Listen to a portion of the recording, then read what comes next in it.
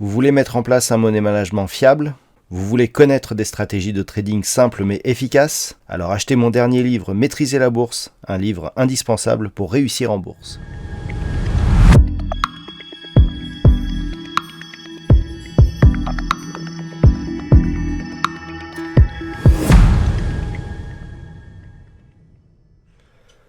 Bonjour à tous et bienvenue sur boursicoté.com pour cette nouvelle analyse technique du CAC 40 en clôture avec une séance qui se termine quasiment comme elle a commencé, puisqu'après une ouverture sur un gap baissier par rapport à la séance de la veille, on est venu ici combler ce gap mais sans réelle conviction, puisque nous avons ici cette bougie d'hésitation qui évolue donc au contact des moyennes mobiles 20, exponentielles et arithmétiques, et en clôturant à 7143 points tout rond, et bien le CAC 40 perd ce soir 0,81% par rapport à la clôture de la séance précédente. Alors, cette baisse, elle vient d'une perspective, d'une hausse de taux qui pèse un petit peu sur certains secteurs.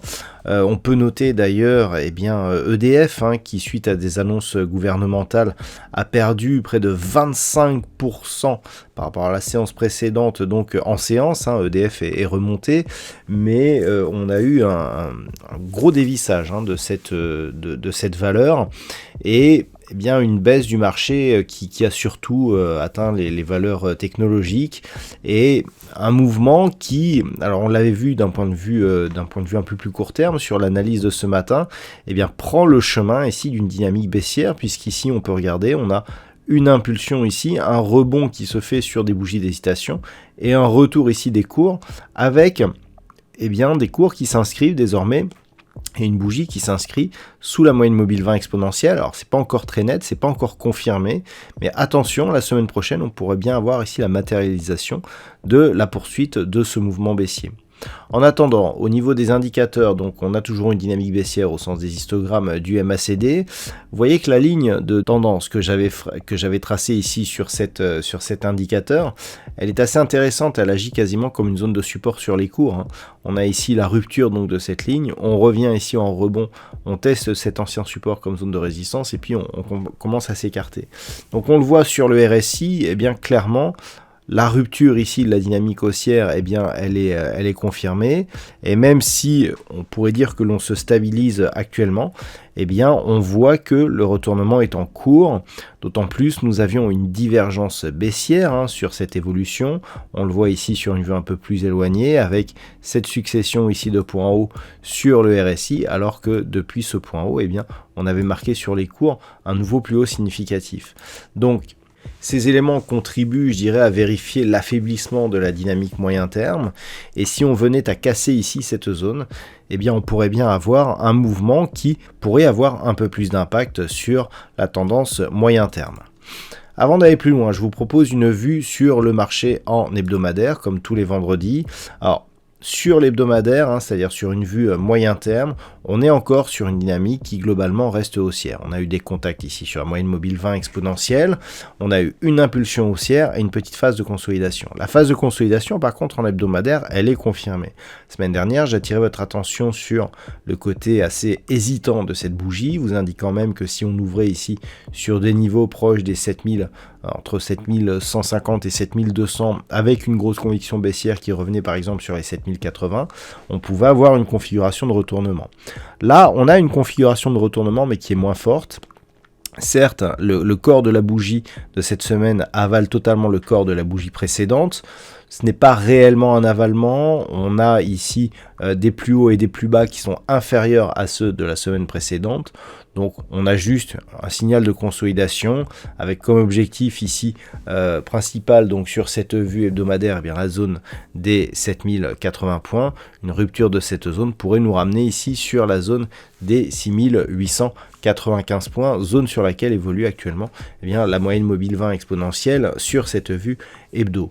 Donc pour l'instant, ce n'est que sur rupture donc de cette zone d'un point de vue moyen terme que là on commencerait à regarder un petit peu les précédents plus bas significatifs pour voir s'il n'y a pas cassure et donc inscription d'un mouvement baissier. Le premier signal arriverait à cet endroit, le deuxième viendrait des 6670 cassés à la baisse, puisqu'il s'agit là d'un niveau qui est très proche du précédent point bas significatif de cette tendance. Donc on a encore beaucoup de marge avant que la tendance moyen terme se réoriente à la baisse. Par contre, tant que l'on tient ici au-dessus de cette zone des 7080 points, on a une dynamique qui potentiellement peut reprendre avec de la force. Il faudrait casser ici la zone des 7250 points pour valider cette reprise, avec comme objectif dans ce cas-là la zone ici des 7384 points. Donc on le voit sur cette vue hebdo, rien n'est perdu. Du point de vue des indicateurs techniques, on est sur une dynamique qui suit les cours. On a ici les histogrammes du MACD qui se retournent donc à la baisse. On manquait un petit peu de dynamique sur cet indicateur. Ceci est confirmé d'ailleurs par le RSI qui, d'un point de vue hebdomadaire, nous donne une configuration encore plus hésitante que celle que nous avions en daily, puisque la divergence baissière est d'autant plus visible lorsqu'on réécarte le graphe que, on a plusieurs zones de points hauts significatifs qui ne correspondent pas, où on a ici des plus hauts significatifs sur les cours, mais pas sur l'indicateur. Et cette divergence, elle date depuis ici cet été de l'année 2021. Donc, cet élément n'est pas un élément à lui seul qui pourrait nous donner un signal de retournement de la dynamique, mais conjugué avec d'autres signaux, il pourrait le renforcer. Donc, en termes hebdomadaires, deux zones à surveiller. Ici, cette zone des 6895 points et cette zone des 6670 points. Tant que l'on est au-dessus de ces niveaux, d'un point de vue moyen terme, ça reste haussier sur le CAC 40. Alors maintenant, en daily, comment appréhender la semaine prochaine? Alors, tout simplement, par les niveaux là aussi, si les cours continuent à consolider, on a cette première zone ici proche de cette zone de point bas, donc proche des 7110 points. Donc si on venait casser cette zone, l'objectif serait certainement un retour ici sur la zone des 7080 points.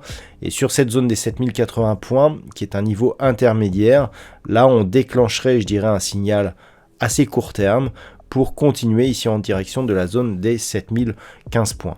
Par contre, pour retrouver une dynamique haussière, on est un petit peu comme sur les niveaux que nous avions donc sur la vue hebdomadaire, à savoir ici une cassure de cette zone des 7250 points. On peut noter d'ailleurs que sur une cassure haussière ici de cette zone des 7182 points, on sortirait ici de cette dynamique baissière, puisque l'on repartirait ici à l'assaut justement de cette zone des 7250 points, puisque ce n'est qu'en dépassant cette zone des 7250 points que l'on pourra commencer à reparler d'une reprise de la hausse, donc après justement cette double attaque. Donc voilà ce que l'on peut dire sur cette configuration technique pour cette fin de semaine. D'un point de vue statistique, par rapport justement à la configuration actuelle et vu la baisse que nous avons aujourd'hui, c'est la baisse qui prend donc le lead pour la semaine prochaine. Alors avec une configuration assez partagée pour lundi, puisque on est donc sur une probabilité baissière, mais qui n'est quantifiée qu'à 44% donc de probabilité au vu des configurations techniques équivalentes lors de ces 20 dernières années. Donc on a un peu plus de potentiel à la hausse qu'à la baisse. Par contre, la probabilité baissière s'intensifie pour le mardi, où on a le plus gros de la conviction baissière qui est reconnue. Pour le reste de la semaine, c'est très partagé. Voilà donc ce que l'on peut dire sur cette configuration technique pour cette fin de semaine. Je vous souhaite un très bon week-end. On se retrouve dès la semaine prochaine pour d'autres analyses techniques, toujours sur le site boursicoté.com.